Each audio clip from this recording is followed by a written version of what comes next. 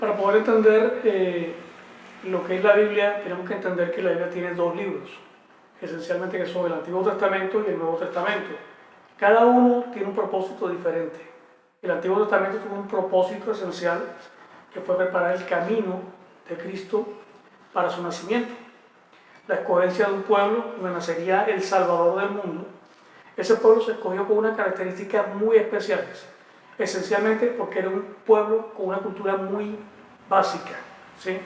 No era un pueblo con una cultura rica como, digamos, Persia, que tenía filosofía, que tenía arte, que tenía una cantidad de riqueza cultural, sino un pueblo descendiente de esclavos. El pueblo de Israel era esclavo cuando fue escogido por Dios, y de ahí levanta Dios el pueblo santo, del cual nacería el Salvador del mundo.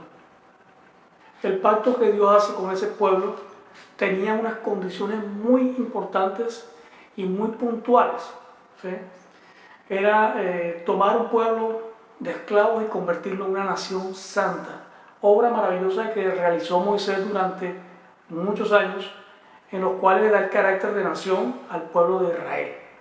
El Nuevo Testamento tiene unas connotaciones completamente diferentes. Es la palabra de Cristo, es lo que Cristo dijo, ¿sí?, para que de ahí nosotros cimentáramos nuestra doctrina. Son dos formas de lectura distintas. El Antiguo Testamento no se puede leer de la misma manera que se lee el Nuevo Testamento. ¿Por qué razón? Porque la primera tiene un propósito, que fue preparar un pueblo para que naciera un Salvador. La segunda ya es la palabra del Salvador. Ya no necesitamos ordenanzas, ni leyes, ni normas. Entonces, la iglesia tradicionalmente tiene un problema muy grave. El error que comete tradicionalmente la iglesia evangélica es tomar elementos del Antiguo Testamento y traerlos al Nuevo Testamento, o sea, traerlo al nuevo pacto.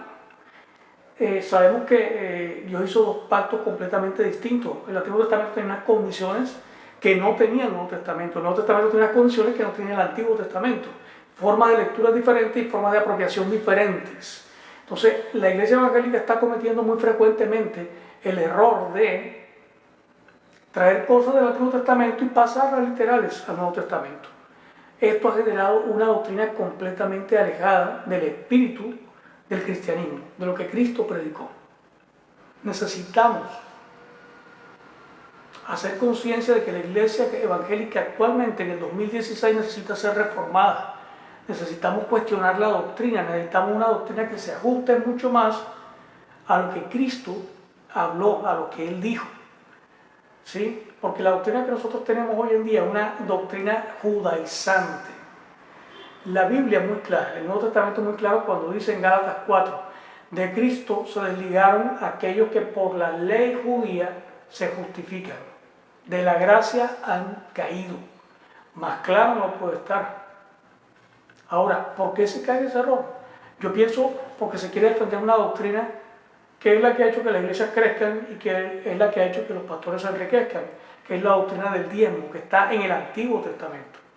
El diezmo no tiene vigencia para nosotros los cristianos. Los cristianos no tenemos que pagar el diezmo, ¿sí? El diezmo no es un mandato de Dios para nosotros en la dispensación de la gracia.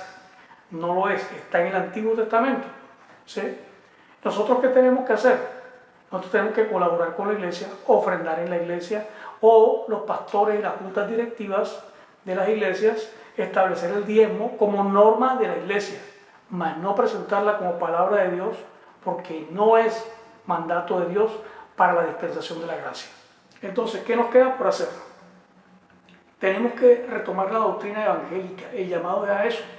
La mayoría de las iglesias tienen un evangelio muy mezclado, un evangelio demasiado adulterado, mezclado con temas del Antiguo Testamento que no son vigentes para el pacto en la gracia en Cristo Jesús. Entonces necesitamos que la iglesia se atreva a reestudiar la Biblia y replantear la Biblia.